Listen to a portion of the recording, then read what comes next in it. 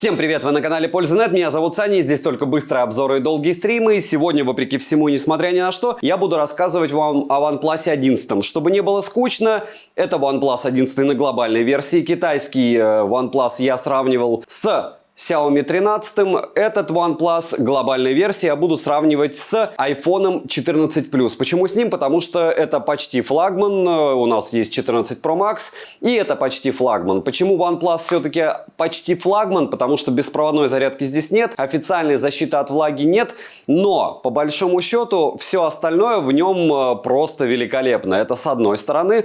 С другой стороны, рекомендованная цена производителям на глобалку $699, вроде бы будет прям доставка из России. Если будет все так феерично, то это будет такой же бестселлер, каким он был для китайского рынка, когда он начал продаваться. Напоминаю, что это самый продаваемый смартфон в Китае на данной версии процессора Snapdragon Gen 2. Во всяком случае, на момент старта продаж. И это все маркетинговые штуки. Если брать не маркетинговые штуки, если у вас был OnePlus, вы поймете, о чем я говорю. Неважно, на ColorOS, on ColorOS, напоминаю, это китайская версия, либо на Oxygen, это глобальная версия. Это всегда классный телефон. Его особенность, наверное, основная в том, что был бы это 9 Pro, 10 Pro, сейчас 11, всегда OnePlus падает в цене где-то в течение 3 месяцев, притом очень даже прилично. И если когда-то я говорил о OnePlus 10T, о OnePlus 9 Pro, о OnePlus 7T Pro, со всем этим я ходил, с 10 Pro я ходил, и с 10T сейчас ходит мой оператор Игорь, я могу сказать точно, что 11, во-первых, у меня останется, во-вторых, эта штука великолепна для подсъема и очень приятна в использовании. Почему? Потому что одна из самых оптимизированных прошивок, которую я встречал. И если говорить о яблоке, Саня, ну ты же ходишь с яблоком я хожу, потому что все равно у айфона лучший автофокус. OnePlus к этому очень сильно приблизились, с одной стороны. С другой стороны, вы все увидите в ролике. Начало будет сравнение этих двух смартов. Услышите, как работают микрофоны, в том числе как ночью, и увидите, как задушили глобальной прошивкой данный смартфон в плане синтетики. Цифры стали меньше. Смотрим. 60 FPS, как говорится, мы не ищем легких путей. Если вы сейчас видите разницу, то неудивительно. Почему? Потому что даже на картинах по детализации в 4К 60 FPS я вам скажу, что однозначно лучше. Понятно, какой смарт, да? Но это следующий момент, это было просто. Сейчас освещение не космос, и это уже сложнее. Почему? Потому что если вы посмотрите, до какой степени сглаживает меня яблоко, то у вас будет легкий шок. У меня конкретно шок, потому что лучше скинтон, с которым я не согласен, чем то, что делает iPhone. Но опять же, это у iPhone было 1080p 30 FPS, а теперь 4К 60 FPS, и все встает на свои места. Теперь мы понимаем, зачем нужно 4К 60 FPS, правда? Ну, фронталки нечего сравнивать, потому что BBK просто затычки ставят вместо них и все. Давайте откровенно, если бы вы выбирали себе смартфон для видео, логично, что, возможно, вы бы тестировали что-либо на тех объектах, которые вам необходимы. То есть, допустим, кто-то снимает макро. Вот сейчас в 4К 60 FPS вы видите, как один или другой смартфон может справляться, допустим, со съемкой какого-то объекта.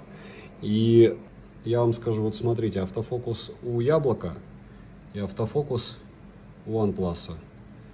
Раз, два, раз, два, раз, два, раз, два. И может быть даже, ну, разница есть, но она не критична, согласитесь, вроде бы. Ну, разумеется, самое интересное, 4К 60 FPS. Откуда идет звук, вы слышите, откуда идет картинка тоже, и это абсолютная бесконечная ночь. Мы еще позумируем, но самое интересное, разумеется, это посмотреть, как работает стаб и как все-таки вытягивает из ночи хоть какую-то информацию смартфона. Сейчас легкий неразумный шаг, то есть вот так вытягивать из объектов. Внизу все это будет, напоминаю, что все на штативе, но не на... Во-первых, он не дико зафиксирован, во-вторых, это штатив без стабилизатора. Давайте прозумируем ради интереса какой-нибудь объект. Давайте вот этот, допустим. X8 максимум на айфоне и X10 максимум на OnePlus. Ну вот так.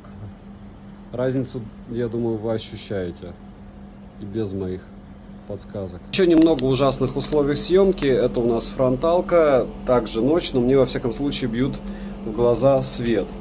И фронталку мы больше не тестируем ночью в OnePlus.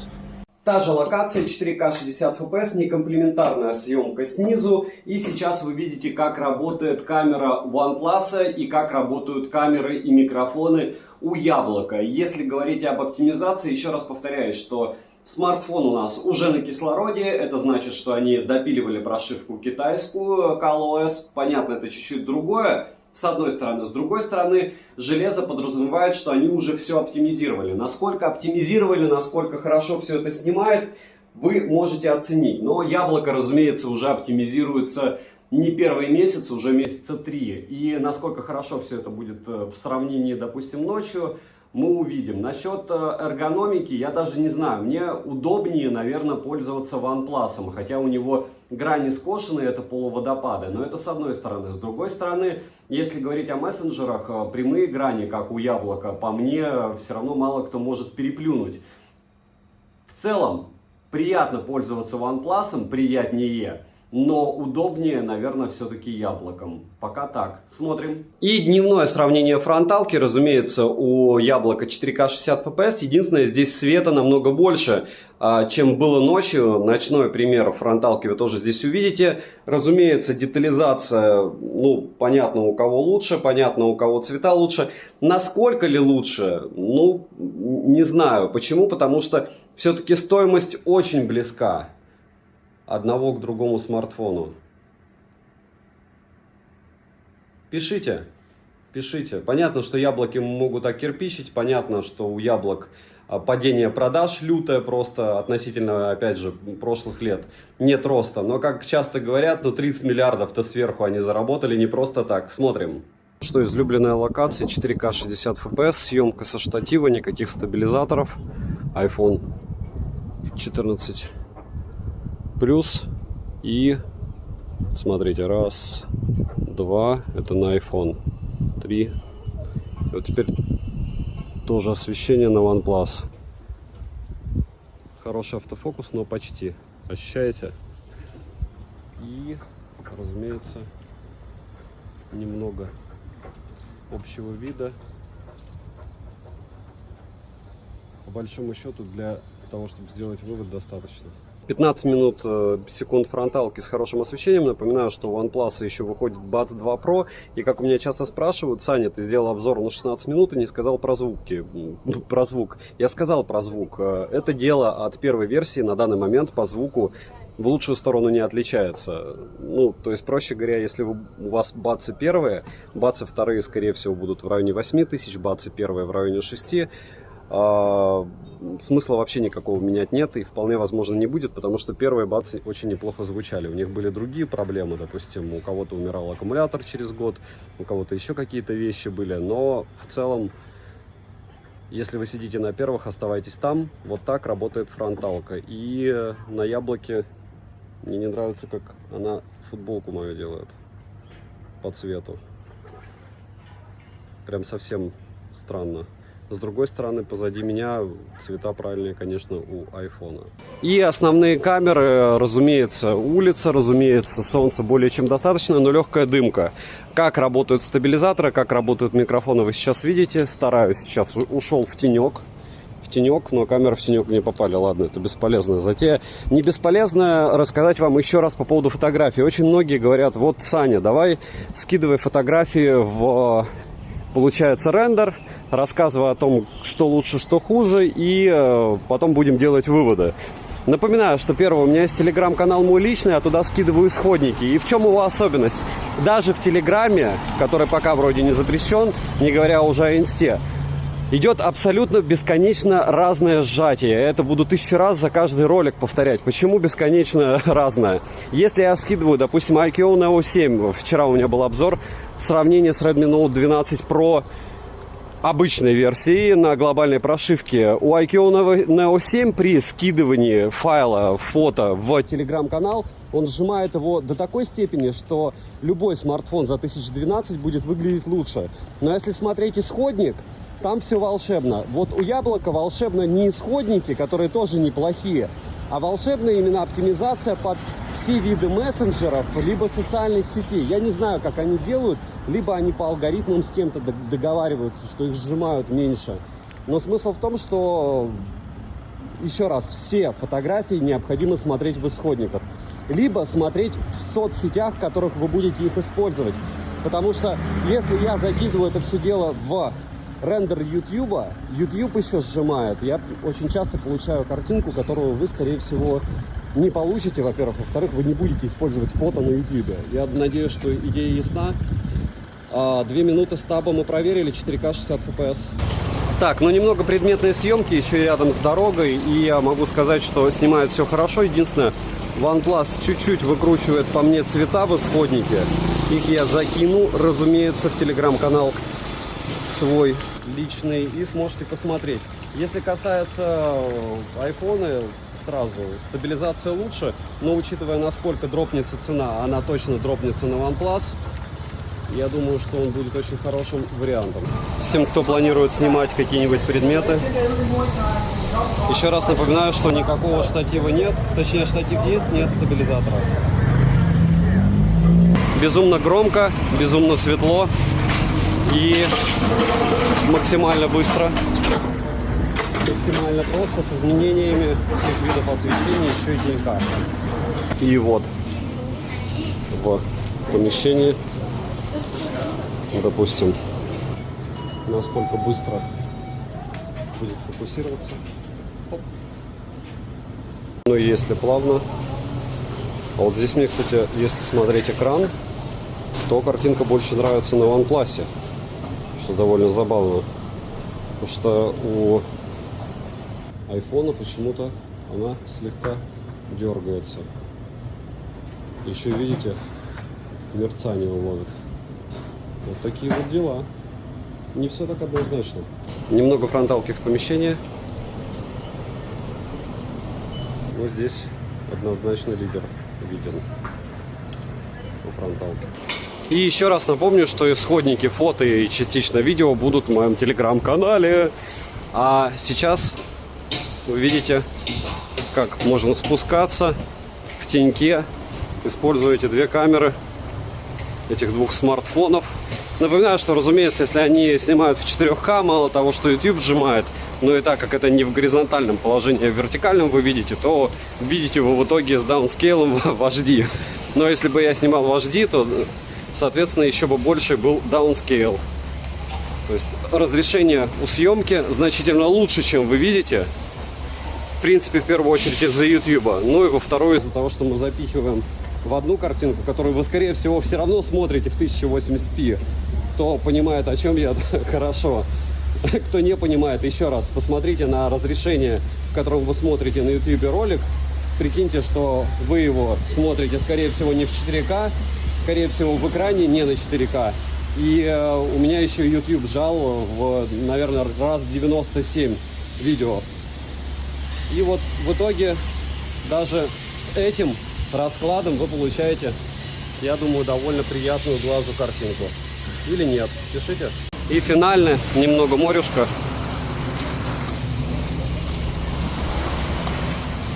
Вот так вы сможете снимать или не снимать на эти смарты на пляже. Финальный заход с волшебной фронталкой и прыжок. Вот так будет отрабатывать стаб рядом с морем. Ну, фронталка, да. Видите, что происходит с OnePlus? А это всего 15 секунд прошло. А вам уже хочется кропать все это дело где-то на 50%. И вот все, наверное.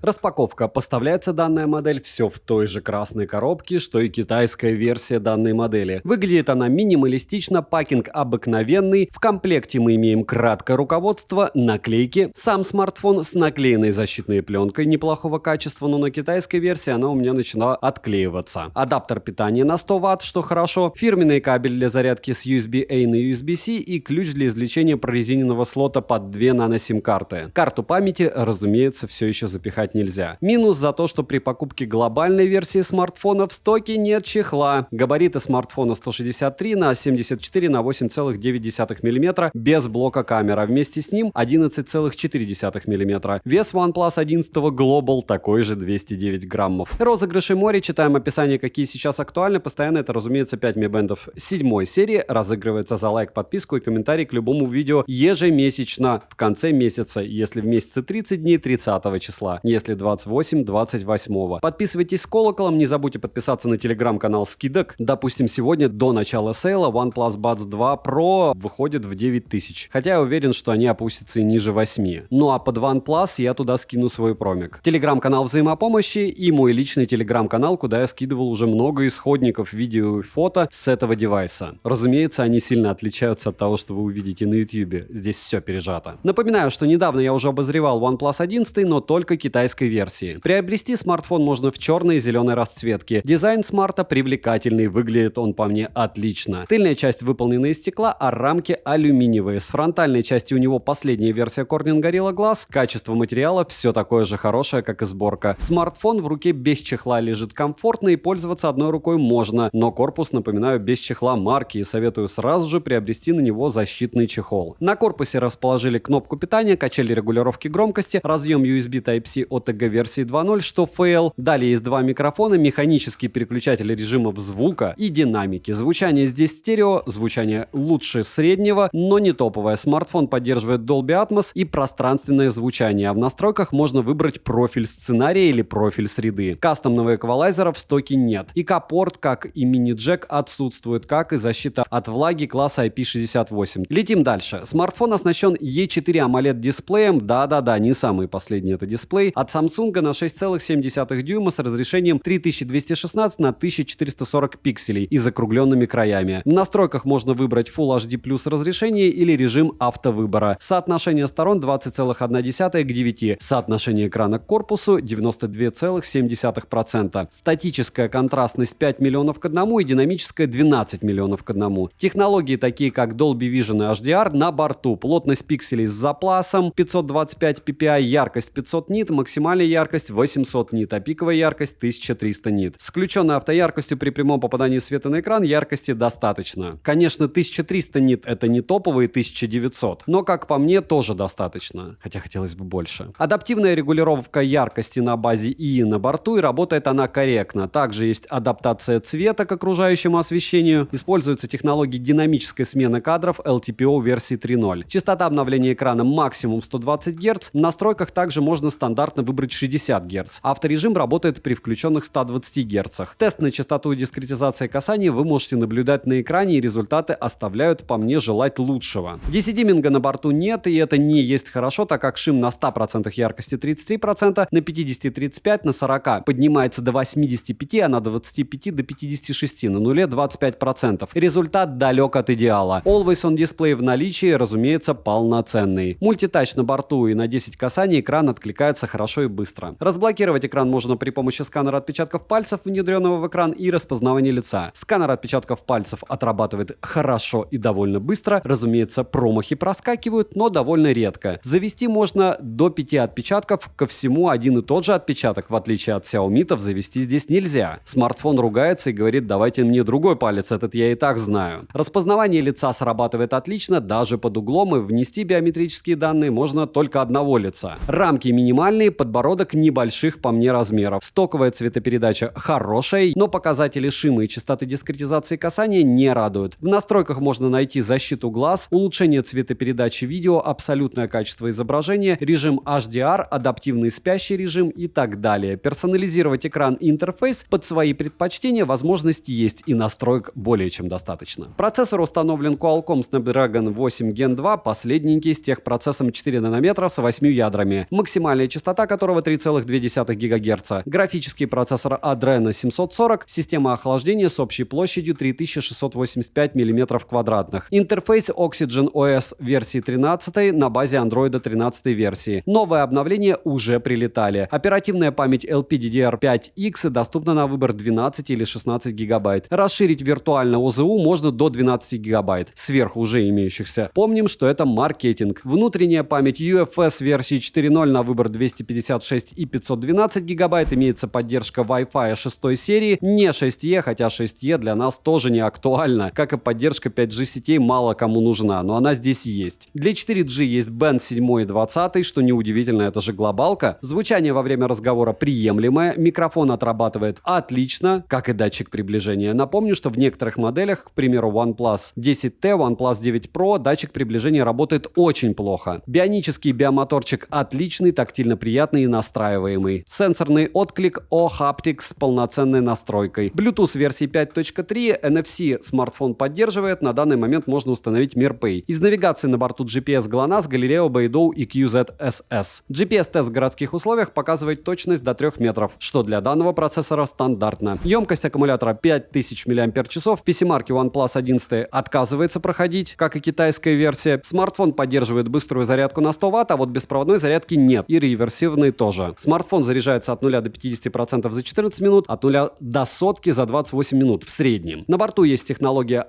HyperBoost версии 2.0 для стабильного фреймрейта и качественной картинки. В играх в среднем уходит 19-21% заряда. Нагрев не сильный, но ощутимый. К слову, я гонял OnePlus 11 на Твиче, можете посмотреть на лайв-канале в записи, как он может одновременно стримить и тянуть тяжелую игрушку. В Genshin Impact на высоких настройках графики с 60 FPS изредка проскакивают фризы, но сильных лагов я не наблюдал. Из датчиков, кроме уже перечисленных на борту G-сенсор, электронный компас, гироскоп, датчик калибровки цвета, 13-канальный спектральный датчик и датчик Qualcomm Sensor Core. Перейдем же к тестам. Отмечу, что результаты тестов слегка хуже, а где-то и лучше, чем у смартфона, который я тестировал неделю назад. Но это не зависит от того, что это была китайская версия, а глобальная. Все дело в том, что на старте продаж смартфон должен был показать лучшие цифры в синтетике, дабы привлечь внимание. А сейчас производитель через новое обновление оптимизирует систему, из-за этого цифры слегка разнятся. Тротлинг-тест проходит плохо. 265 гипсов минимально, максимально 432 гипса, в среднем 331 гипс на 100 потоках при 30 минутах. В Geekbench в сингл-коре 1025, в мультикоре 4602, 3D Mark показал Wildlife Maximum, Wildlife Extreme 3626, Wildlife Stress Test 12735, Wildlife Extreme Stress Test 3672, Slingshot Extreme и Slingshot на максимуме. В Antutu он выдал результат в 966 тысяч попугаев. Storage тест показал отличные 118 тысяч, но не самые лучшие. Вы же помните, у кого 130. 45-минутный стресс-тест прошел нерадужные результаты, вы можете наблюдать на экране. В АИ Antutu смартфон выдал шикарные 3 миллиона 824 тысячи. Это абсолютный рекорд. Основной блок камер с тыльной части состоит из 3 модулей и двойной LED-вспышки. Калибровка от Hasselblad, основной сенсор IMX890 на 50 мегапикселей со светосилой f на 1.8 и оптической стабилизации. Сверхширик IMX581 на 48 мегапикселей с углом обзора в 115 градусов. С автофокусом и макросъемкой с фокусным расстоянием в 3,5 см. Последний сенсор — это телеобъектив IMX709 на 32 мегапикселя с двухкратным оптическим зумом, автофокусировкой и светосилой f2.0. Также на борту есть 20-кратный цифровой зум и, конечно же, цифровая стабилизация. Запись видео доступна в максимальном разрешении с основного модуля 8К 24 FPS, 4К 60 FPS также на борту, а вот 120 FPS для 4К, в отличие от OnePlus 9 Pro, здесь нет. В стоке достаточно различных режимов и вспомогательных функций для фото и видеосъемки. К примеру, есть Pro режим, RAW формат, боке-эффекты, таймлапс, двойной режим, кинорежим, замедленная съемка, ночной режим, портретный режим, режим длинной задержки, X-Pen от Hasselblad, распознавание лиц и так далее. Фронтальный сенсор на 16 мегапикселей, максимальное разрешение для съемки видео 1080p 30 fps, что ни в какие ворота. С другой стороны, детализация неплоха. Стабилизация в видео есть, как и ночной режим, подсветка экраном и так далее. Сильных изменений в работе камер я не обнаружил, но, как по мне, основной сенсор слегка лучше стал справляться со светлыми участками в кадре. Автофокус работает плавно, но не так, как в айфоне, так как у OnePlus бывают резкие скачки в автофокусировке. Короткие примеры вы сейчас увидите, да и в принципе в начале вы видели сравнение.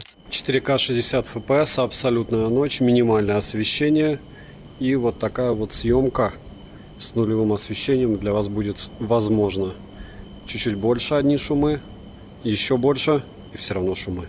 Фронталка в тех же мракобесных условиях, притом, включилась автоподсветка.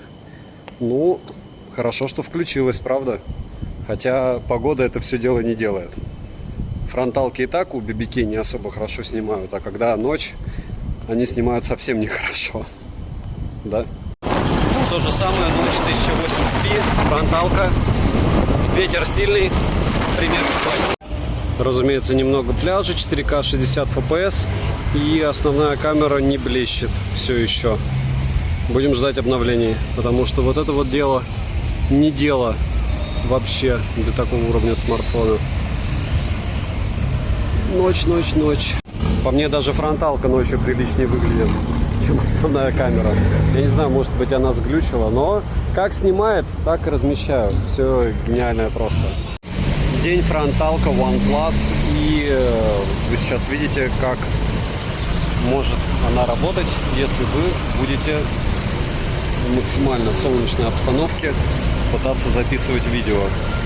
Сейчас максимальная стабилизация 1080p 60 fps, съемка с одной руки, и вот так вместо GoPro, которую лучше использовать для таких как раз сценариев, вы сможете использовать OnePlus. Напоминаю, что по моим меркам, по моему опыту, OnePlus всегда допиливают, и подсъемок на моем канале последние 2 года вы и 9 Pro видели, и 7T Pro, и OnePlus 10T, несмотря на все их минусы, и 10 Pro я пользовался тоже долго и упорно. И в чем особенность OnePlus? Ты их можешь хейтить до упора, рассказывать, что их объединили с Oppo и убили просто-напросто Oxygen OS, нет беспроводной зарядки, нет защиты от влаги официально, еще чего-то, но люди будут все равно их приобретать, потому что у них очень классная оболочка, и они, по мне, всегда делают хорошо. Хотя не факт, что вы что-то из этого услышали. Немного колорита блошиного рынка, умножайте все на 2, то есть здесь вещи новые по 150, если кому интересно.